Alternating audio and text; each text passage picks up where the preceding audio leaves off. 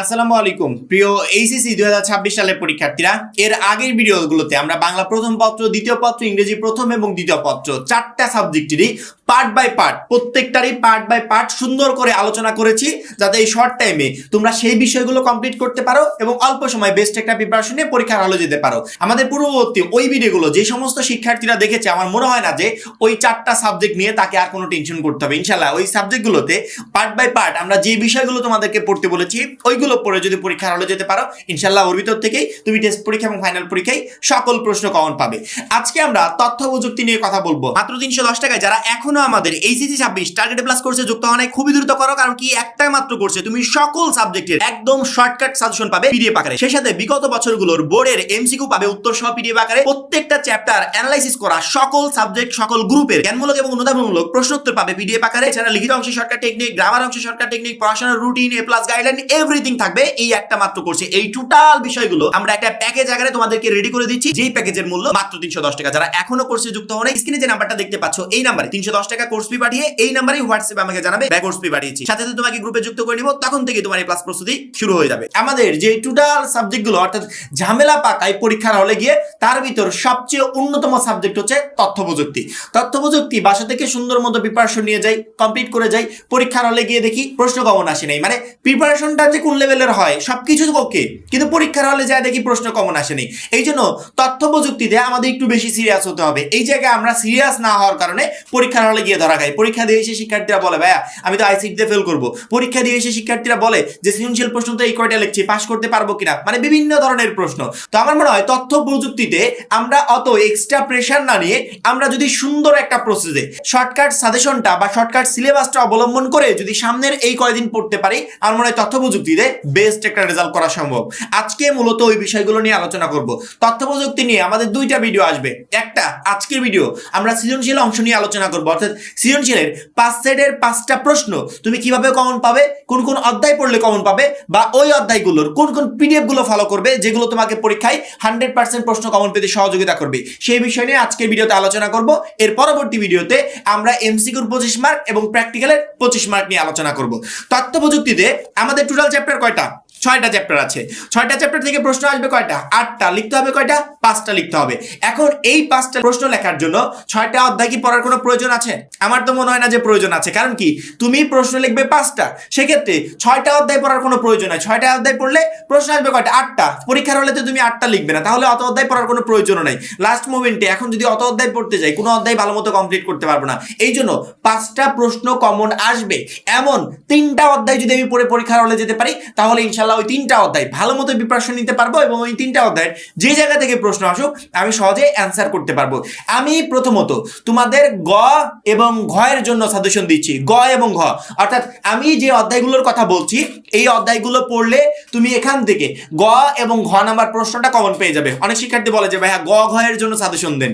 গ ঘ এর জন্য আলাদা করে ওইভাবে সাজেশন হয় না। গ ঘ এর জন্য আমি যদি পার্সোনালি তোমাকে 10টা সৃজনশীল প্রশ্ন দিই, যদি বলি যে এই 10টা সৃজনশীল প্রশ্ন কমপ্লিট করে যাও, খুবই ইম্পর্টেন্ট, যদি ওই 10টার বাইরে 11 নাম্বার প্রশ্নটা চলে আসে তুমি কখনো অ্যান্সার করতে পারবে না। কিন্তু যেই চ্যাপ্টারগুলোর কথা বলবো, 3টা চ্যাপ্টারের কথা বলবো, 6টা থেকে মোটে 3টা চ্যাপ্টারের কথা বলবো, এই 3টা চ্যাপ্টার যদি তুমি তোমার টেক্সট বুক থেকে সুন্দর করে কমপ্লিট করে যাও, যেমন এই মুহূর্তে আমার হাতে অক্ষরপত্রের বইটা আছে, আশা করি তোমাদের হাতে ওই বইটা আছে। কেউ অক্ষরপত্রের বইটা পড়ে, কেউ মাহবুব স্যারের বইটা পড়ে, এক একজন এক এক রাইটারের বইটা পড়ে। তো যে যে রাইটারের বইটাই পড়ুক না কেন, ওই রাইটারের বইয়ের ওই 3টা চ্যাপ্টার সুন্দর মতো কমপ্লিট করে যাবে, তাহলে ওই বইয়ের বা ওই চ্যাপ্টারের যেই অংশ থেকে প্রশ্ন আসুক তুমি সহজে অ্যান্সার করতে পারবে। বাদ বাকি থাকলো ক খ। ক খর জন্য আমরা আলাদা করে কর জ্ঞানমূলক প্রশ্নের পিডিএফ এবং অনুধাবনমূলক প্রশ্নের পিডিএফ দিব। এই মুহূর্তে স্ক্রিন দেখতে পাচ্ছ এই টোটাল পিডিএফ গুলো প্রত্যেকটা চ্যাপ্টার। এখানে শুধুমাত্র একটা দুইটা চ্যাপ্টার না, অল চ্যাপ্টার অর্থাৎ তোমার যে 6টা অধ্যায় আছে প্রত্যেকটা অধ্যায়ের জ্ঞানমূলক প্রশ্নের পিডিএফ আমরা আলাদা করেছি। 26 সালের জন্য সবচেয়ে গুরুত্বপূর্ণ যেই পিডিএফ গুলো কমপ্লিট করে গেলে ইনশাআল্লাহ এখান থেকে তুমি পরীক্ষায় প্রশ্ন কমন পাবে, সেগুলোকে আমরা আলাদা করেছি। এই মুহূর্তে যে পিডিএফটা দেখতে পাচ্ছ এটাই হচ্ছে সেই জ্ঞানমূলক প্রশ্নের পিডিএফ। অবশ্যই মাস্ট বি পরীক্ষার আগ মুহূর্তে এই পিডিএফটা সংগ্রহ করবে। যদি এই পিডিএফটা সংগ্রহ করতে পারো ইনশাআল্লাহ এখান থেকে জ্ঞানমূলক প্রশ্ন তোমার টোটালি কমন থাকবে, একটাও মিস হবে না। অনুধাবনমূলক প্রশ্নের জন্য আমরা আবার আলাদা একটা পিডিএফ রেডি করেছি। প্রত্যেকটা চ্যাপ্টারের সবচেয়ে যে ইম্পর্টেন্ট অনুধাবনমূলক প্রশ্নগুলো আছে সেগুলো আমরা পিডিএফ আকারে এইভাবে রেডি করেছি, এই পিডিএফটা সংগ্রহ করে এখান থেকে বেস্ট একটা প্রিপারেশন নিবে ইনশাআল্লাহ। এখান থেকে তোমার পরীক্ষার হলে যে সৃজনশীল প্রশ্নগুলো আসবে তুমি অনুধাবনমূলক প্রশ্ন সবকিছু কমন পাবে। অর্থাৎ ক এবং খ নাম্বার প্রশ্ন কমন পাওয়ার জন্য আমাদের এই পিডিএফটাই যথেষ্ট, এর বাইরে তোমাকে যেতে হবে না। এবার আসি গ এবং ঘ এর জন্য। গ ঘ এর জন্য সকল অধ্যায় তো আর পড়তে পারবো না, সামনের এই শর্ট টাইমে কোন কোন চ্যাপ্টারগুলো গুরুত্বপূর্ণ সেগুলো আমাকে পড়তে হবে। আমাদের যেহেতু টোটাল 6টা চ্যাপ্টার আছে, 6টা চ্যাপ্টার পড়বো না, যে কোনো 3টা চ্যাপ্টার পড়ে যাবো। কোনো শিক্ষার্থী 2, 3, 5 এই 3টা চ্যাপ্টার যদি কমপ্লিট করে পরীক্ষার হলে যেতে পারে, এই 3টা চ্যাপ্টার থেকে তার 5 সেট প্রশ্ন কমন থাকবে। 2 নাম্বার অধ্যায় থেকে অনেক বছরে একটা প্রশ্ন আসে, অনেক বছরে 2টা প্রশ্ন আসে, তবে আমরা ধরে রাখছি 2 নাম্বার অধ্যায় থেকে এই বছরে একটা প্রশ্ন আসবে, অর্থাৎ কম করে ধরি একটা প্রশ্ন আসবে। 3 নাম্বার অধ্যায় থেকে আসবে 2টা প্রশ্ন, 5 নাম্বার অধ্যায় থেকে আসবে 2টা প্রশ্ন। এই টোটাল 5 সেট প্রশ্ন তুমি পরীক্ষার হলে পেতে চাচ্ছ। কোনো শিক্ষার্থী যদি মনে করে না আমি 2, 3, 5 পড়তে চাই না, সেক্ষেত্রে তার জন্য সাজেশন 3, 4, 5 পড়বে। 3 নাম্বার অধ্যায় থেকে 2টা প্রশ্ন আসবে, 4 নাম্বার অধ্যায় থেকে একটা প্রশ্ন আসবে এবং 5 নাম্বার অধ্যায় থেকে 2টা প্রশ্ন আসবে। এই টোটাল 5টা প্রশ্ন আসবে 3, 4, 5 নাম্বার অধ্যায় পড়লে। পরবর্তীতে আরেকটা ফরম্যাট 3, 5, 6 পড়বে। 3 নাম্বার থেকে 2টা আসবে, 5 নাম্বার থেকে 2টা আসবে, 6 নাম্বার অধ্যায় থেকে একটা প্রশ্ন আসবে।